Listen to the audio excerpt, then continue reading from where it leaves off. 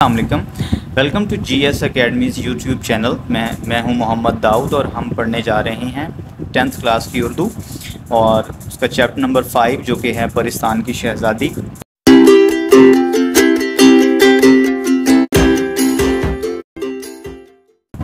سب سے پہلے بچوں ہم اس کے مشکل الفاظ دیکھتے ہیں اور اس کے میننگز دیکھتے ہیں۔ سب سے پہلے لفظ ہے ہمارے پاس دور دورہ، جس کا مطلب ہوتا ہے چرچا ہونا یا مشہور ہو جانا۔ دوسرا لفظ ہے مغلانی۔ مغلانی کا مطلب ہوتا ہے، یہ مغلانی ایک پیشہ ہوتا ہے جو گھر کے اندر سلائی کڑھائی کرتی ہیں خواتین، اس خاتون کو مغلانی کہا جاتا ہے۔ تو مغلانیہ جو ہے وہ مغلانی کی جمع ہے۔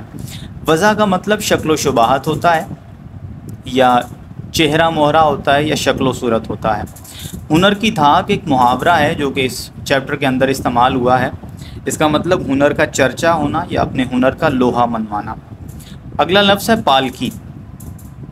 پالکی ڈولی کو کہتے ہیں۔ اس کے بعد سائیں۔ سائیں لفظ جو ہے بیٹا یہ 3 مختلف زبانوں میں اس کے مختلف میننگز ہوتے ہیں۔ سرائکی کے اندر سائیں لفظ جو ہے یہ اللہ تعالیٰ کے لیے بھی استعمال کیا جاتا ہے، اللہ سائیں، اور سائیں جو ہے وہ شوہر کے لیے بھی استعمال کیا جاتا ہے، سیردہ سائیں۔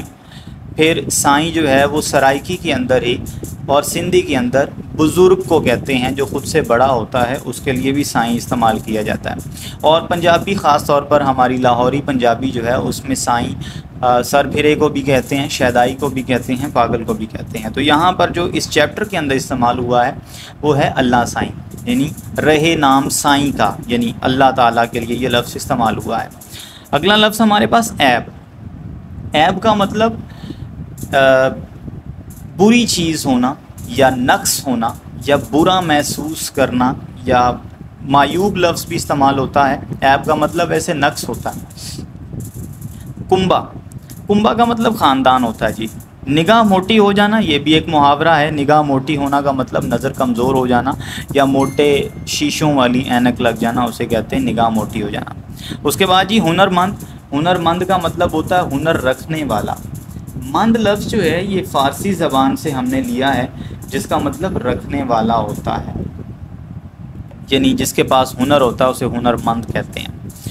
اگلا لفظ ہے جی انگیٹھی۔ انگیٹھی کہتے ہیں اس جگہ کو جہاں پر آگ جلائی جاتی ہے، یا آتش دان جو آپ لفظ استعمال کرتے ہیں اسے انگیٹھی کہا جاتا ہے۔ اگلا جی بونڈ پلاؤ۔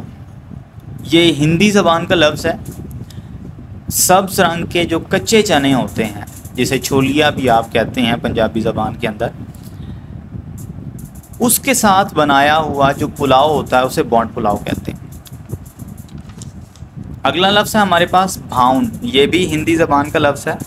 من چاہی چیز کو بھاؤن کہتے ہیں، جو یہاں پر ایک جملہ استعمال ہوا کہ میں اپنے بھاؤن کی پکوائی ہوئی چیز چھوڑ کر نہ جاتی، یعنی اپنی من چاہی یا من پسند چیز کو جو ہے وہ لفظ استعمال ہوتا ہے ہندی زبان میں بھاؤن۔ خاطر جمع رکھنا بڑا مشہور محاورہ ہے، یعنی ہمت رکھیے۔ اگلا لفظ ہے ٹھسے کے ساتھ۔ یہ ٹھسا بھی ہندی زبان کا ہی لفظ ہے۔ ٹھسا کا مطلب شان و شوکت ہوتا ہے۔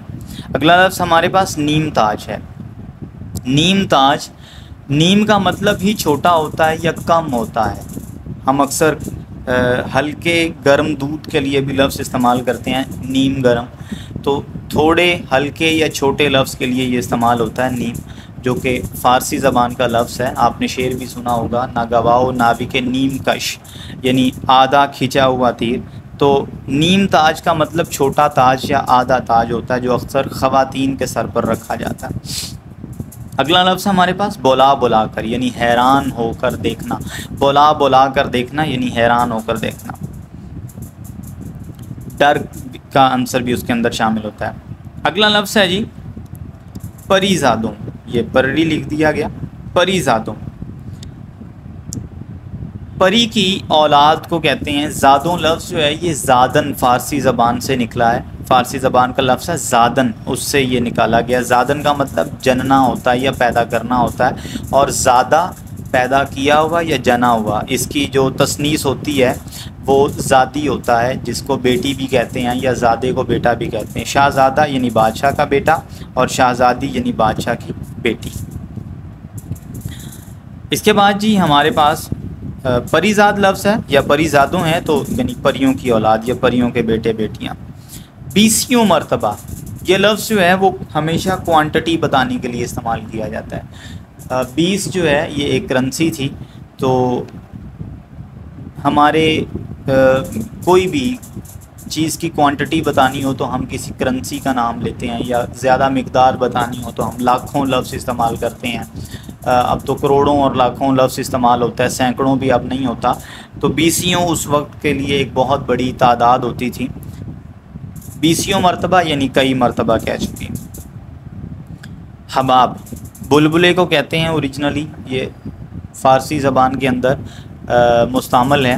حباب کا مطلب بلبلہ ہوتا ہے، اور حباب ایسی ٹرانسپیرنٹ چیز کو بھی کہتے ہیں جس سے آر پار نظر آ جاتا ہے. اگلا لفظ ہے کجا، جو کہ پیور فارسی زبان کا لفظ ہے. کجا کا مطلب کہاں ہوتا ہے. آپ نے قوالی سنی ہوگی، تو کہاں، تو کجا من کجا، تو کہاں میں کہاں. تو کجا کا مطلب کہاں ہوتا ہے. اس کے بعد نگوڑے ہندی زبان کا لفظ ہے. نگوڑے خاص طور پر ایسے شخص کو کہتے ہیں جس کے پاؤں نہیں ہوتے، یا جو پاؤں سے معذور ہوتا ہے، ہاتھ پاؤں سے معذور ہوتا ہے، اسے نگوڑا کہتے ہیں. نگوڑا کا دوسرا مطلب بیکار بھی ہوتا ہے، نکما بھی ہوتا ہے جو کام نہ کر سکے. تو نگوڑے اس کے لیے لفظ استعمال کیا جاتا ہے. Thank you for watching GS Academy.